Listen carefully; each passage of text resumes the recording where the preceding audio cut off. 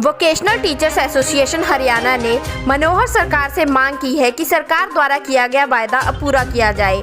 Teachers association Haryana के प्रवक्ता ने कहा कि मनोहर सरकार को अब अपना वादा पूरा करना चाहिए जो उन्होंने हरियाणा के लोगों से किया था। उन्होंने कहा कि सभी 2278 वोकेशनल टीचर्स को सीधा विभाग में मर्ज किया जाए और सभी 2278 वोकेशनल टीचर पर समान काम समान वेतन लागू किया जाए।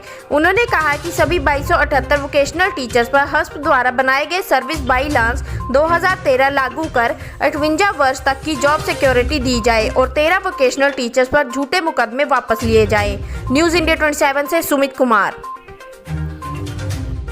आज की जो प्रेस कॉन्फ्रेंस है इसके बारे में बताइए। आज ये प्रेस कॉन्फ्रेंस बुलाई गई है जो 25 तारीख को जो लाठीचार्ज का घटनाक्रम वोकेशनल टीचर्स के साथ किया गया।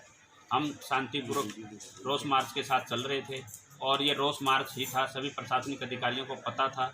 हमने माननीय मुख्यमंत्री जी से मिलने की इच्छा जाहिर की थी। उनके आवाज़ के बाहर जा कर के उनके सामने अपने जो अन्याय हमारे साथ हो रहा है उसको प्रकट करने की थी और 3 मांगों को लेकर के विभाग में मर्जिंग और समान काम समान वेतन और जो सर्विस रूल विभाग ने 157 वोकेशनल टीचर्स के लिए बनाया गया उनको लेकर के हम आंदोलन कर रहे थे और उसका वही स्वरूप था कि रोष मार्च निकालते हुए हम माननीय मुख्यमंत्री जी से मिले। लेकिन मुख्यमंत्री जी प्रशासन की तरफ से बताया गया कि मुख्यमंत्री जी उपलब्ध नहीं हैं।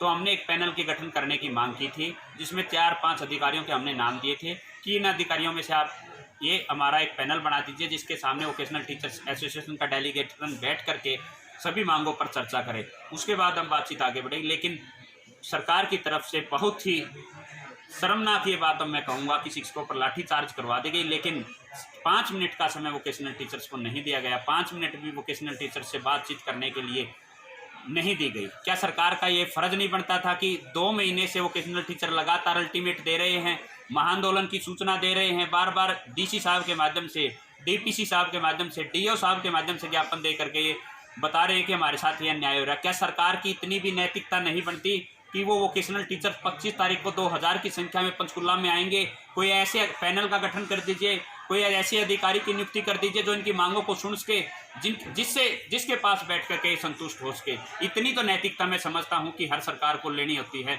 और हर अधिकारी को भी इस पर विचार करना चाहिए। क्या 5 मिनट भी किसी भी अधिकारी के पास नहीं थी हमारे साथ बातचीत करने के लिए? क्या हमें वो सिर्फ एक बार बैठ के सुन भी नहीं सकते थे? 2000 आदमी अपने घर छोड़ करके रोड पर आकर बैठ गए थे। अगर सरकार ये चाहती तो वहीं हाउसिंग बोर्ड पर आकर के ही सरकार वोकेशनल टीचरों को संबोधित कर सकती थी, उनके बीच में आकर के उनकी मांगे सुन सकती थी, जो आगे का रास्ता होता वो निकाल सकती थी। और अगर हमारी ये मांगे हैं, ये मैं आपको बता देता हूँ, ये कच्चे कर्मचारियों के समकक्ष ही मांगे हैं। ये कोई पक्के कर्मचारियों के बराबर की मांगे नहीं लेकर चल रहे। एक मांग हमारी जो विभाग में मर्ज की वो 2019 में सरकार ने वादा कर दिया था, जिसकी कॉपी मैंने अभी आपको दिखाई भी थी। ये उसकी कॉपी है। सरकार ने ट्वीट के माध्यम से इसका वादा करके किया था और 2.5 साल बीत जाने के बाद भी आज तक ये पूरा नहीं हुआ है। दूसरी हमारी मांग है जो 157 वोकेशनल टीचर विभाग में है वो भी कच्चे हैं, अनुबंध आधार पर कार्यरत हैं। उनको 48,112 रुपये सैलरी मिल रही है और हमको 23,000 रुपये मिल रही है। 24,000 रुपये का जो अंतर है वो कैसे अंतर है इतना ज़्यादा? मेरे ख्याल से पूरे देश में कहीं भी इतना ज़्यादा अंतर नहीं होगा, कहीं भी अन्याय नहीं होगा। सर्वोच्च न्यायालय तो ये कहता है कि कच्चे कर्मचारी को पक्के के बराबर वेतन मान दो और सरकार भी इसको अनुसरण करके हरियाणा में लागू भी किया है। लेकिन यहाँ तो कच्चे कर्मचारी के समान वेतन नहीं मिल रहा। इससे वोकेशनल टीचरों में भारी रोष था। और तीसरी मैं बात आपको बता देता हूँ कि हमारी जो मांग थी, विभाग ने वोकेशनल टीचर्स के लिए सर्विस लाज जो बनाए हैं, सर्विस लाज एक पोस्ट के लिए बनाए गए हैं। वोकेशनल टीचर्स हैं, वो भी वोकेशनल टीचर हैं, हम भी वोकेशनल टीचर्स हैं, लेकिन फिर भी 157 पर ही लागू कर दिए गए और 2278 को उनसे वंचित रखा गया। इस पर भी सरकार विचार करे। अगर ये गलत है तो हमें बताएं कि सर्विस लाज जो होते हैं एक पोस्ट के लिए होते हैं और दोनों को समांतर क्यों सरकार नहीं लेकर चल रही? क्या दोनों सरकार का हिस्सा नहीं है? क्या दोनों प्रोजेक्ट नहीं चला रहे हैं? और इतनी बड़ी उपलब्धि वोकेशनल एजुकेशन में वोकेशनल टीचर्स ने दी है, उसके बावजूद भी सरकार हमें कोई सम्मान नहीं दे पा रही है। वोकेशनल एजुकेशन में हरियाणा पूरे देश में 2 बार नंबर 1 आ चुका है। आगे की रणनीति ये है कि 3 नवंबर को हम काली दीपावली मनाएंगे यहाँ पंचकुला में ही और अपना रोष प्रदर्शन करेंगे और जो साथियों पर लाठीचार्ज हुआ है उसके खिलाफ में हम शांतिपूर्वक रोष मार्च करेंगे। और अगर फिर भी 1 सप्ताह का हम सरकार को देते हैं, हमारा एक ही नारा है, देश हित में करेंगे काम के लेंगे पूरे काम।